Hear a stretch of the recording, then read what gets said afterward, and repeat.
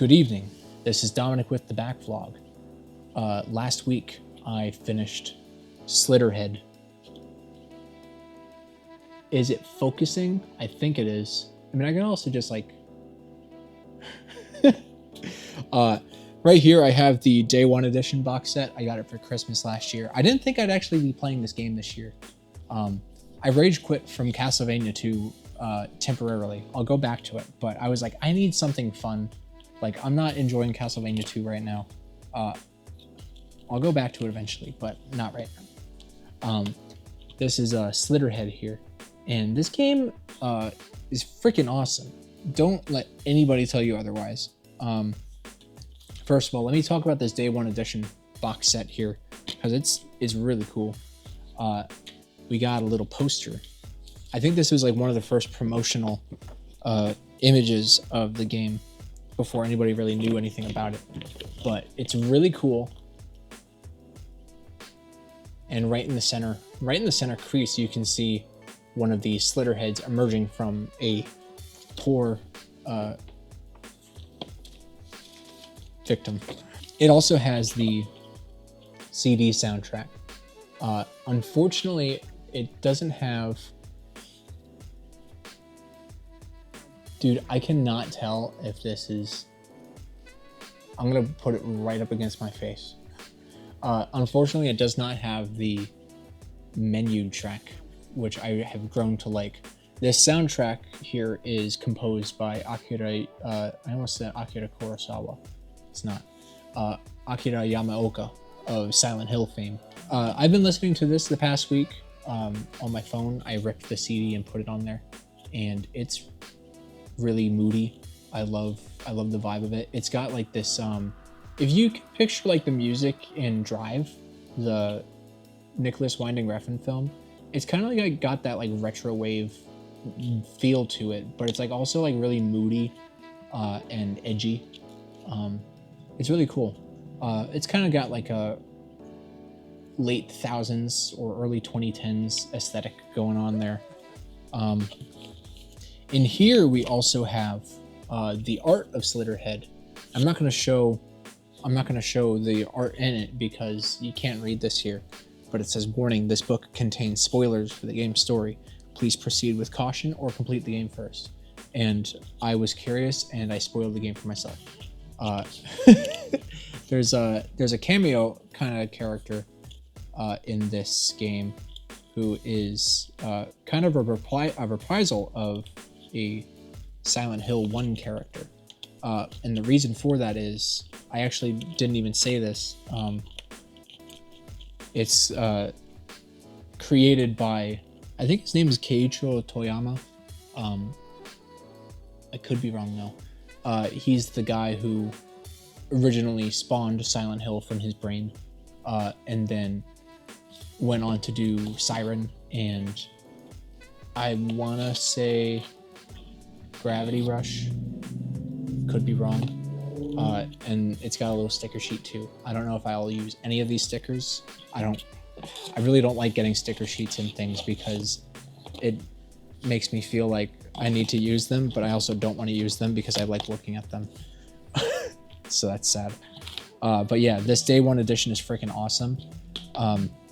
Speaking of Siren, there's a lot of aspects about Slitterhead that harken back to Siren. I've never played Siren. I really want to, but what I do know about it is the sight jacking mechanic, where you kind of can see the threat's point of view to like see how close it is to you. It's really interesting, that idea, being able to like see through the eyes of the thing trying to kill you so you can get away from it. You also have the fact that the Slitterheads in this game are very similar to the designs of bugs. The main Slitterhead villains are like, they're like praying mantises. There's like worm enemies, and I believe the enemies or the monsters in Siren are like bug people also.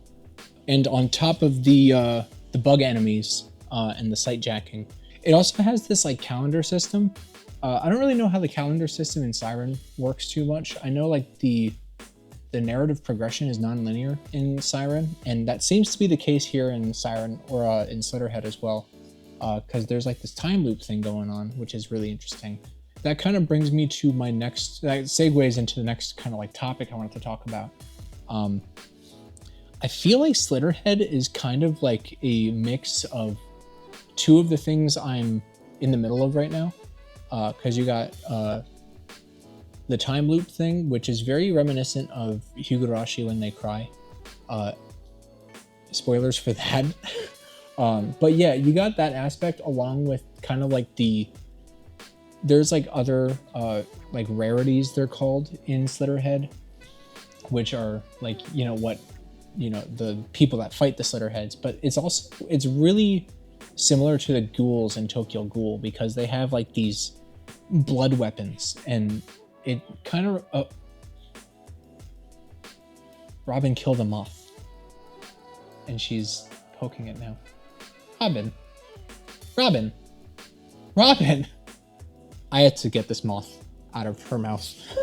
She decided to swallow the moth whole the second I started walking towards her with a broom. Yeah, so the ghouls in Tokyo Ghoul, you know, their kagunes are kind of like exoskeletons that form into basically bioweapons, or something like that, something of the sort. It's kind of like the same in Slitterhead. Like the main rarity that you get, Julie, kind of like has these blood claws like Wolverine, if Wolverine was a ghoul in Tokyo Ghoul.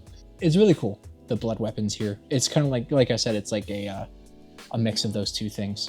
The sound effects in this game, I already talked about like the music of Yamaoka here, but if he did the sound design as well, it really shows, because I love the menu interface sounds. They're so like ethereal and very like PS2-esque. I really love the way it sounds. And you know, obviously like the monster sounds and the blood sounds are something to mention as well. Speaking of the fact that this game kind of sounds like a PS2 game, this game has the jank of a PS2 game. The character models are not correct. Their hands are just a little bit too big, and their heads are just a little bit too big, and their bodies are just a little bit too small, and they look a little bit like robot chicken people. And there's no voice cast. all of the voice acting in this game is kind of like a Lego game, or an early Lego game anyway. I think they talk now in those Lego games, which is sad, but you know, the way they used to be and the way that Slitterhead is conveys ideas through grunts and gasps. They go like, oh, huh? Oh yeah. except for Night Owl, which is like the main star of the show here, which is like, he's called a Hyoki, which is, I guess, like a soul that can possess bodies and use them. But it's so weird because like it does this thing where, and I imagine like Persona games are like this too, because obviously I play with the subs. I play with like the Japanese audio. So like when you're reading like text boxes, it'll say like a Japanese phrase, which I don't think is like what the English text box is saying. But Slitterhead has the same thing where it's like, you know, the Hyoki will say like, yes, I believe, and we will, or something like that. Like he'll just like say these like small English phrases that kind of convey the message that the text box at the bottom is actually saying, but it's not any of those things, and it's just weird. It's like a weird thing that is going on. It's got the jank of a low-budget PS2 game, but also the gameplay itself, like the combat in here, it's really engaging and really fun and really smooth. Like it feels really good. So while it's got the PS2 jank of like the way that it looks, only graphically speaking, the art style in this game is phenomenal, but you know, the way that it looks and the lack of emotional conveyance through dialogue, the gameplay itself is very modern and very fluid. It's really fun. The thing that makes this feel like a PS2 game is the mission structure. It's not just like a linear thing. It actually has like levels that you can choose from, and you can like replay, and there's collectibles in them. And I feel like video games don't do this anymore. like modern ones anyway. It also could be like just the games that I'm playing too, but I really like the fact that you can like replay missions if there's like any collectibles that you missed, or if you just like want to play a mission because you liked it. I think that's really cool. There's a really interesting post game that this game has. You know, you can defeat the final boss and get the credits, but to get like the true ending, you actually have to keep your casualties low. Like the premise of Slitterhead is, you know, like I said, you're a Hyuki that possesses bodies and basically uses them, and they're disposable. The point of the game is to like stop the Slitterheads, but there's like this kind of like morality battle going on as well. Like, you know, you have one character who says like the humans are disposable and that the main mission is to kill all the Slitterheads, and you have another character who says like, you know, we should keep as many people alive as possible. And you know, there's like a whole plot thing that goes on. So like the post game, you have to like keep your casualties as low as possible. So what you have to do is like replay those old missions, because it'll give you like a casualty counter, and it'll basically ask you to you know, play a little bit better so you can have less people die in those missions. And you kind of like have to get it down to a certain level before the final mission is revealed to you. And I think that's really interesting. Slitterhead is freaking badass. It's a vibes game, plain and simple. I wrote that as my one-line backlogged review, which I'll leave in the description if you would like to follow me on Backlogged. I follow everybody back. This is a vibes game. Don't let anybody tell you otherwise. It's freaking awesome. It's not freaking quadruple A. It doesn't look good, but man, is it fun. Oh, there is something I wanted to say. I remembered what I was going to say. One of the main critiques I hear of this game, which I don't entirely disagree with, is that it kind of like has the problem that like Assassin's Creed games have, where like every mission is basically the same thing. Every mission in this is basically the same thing.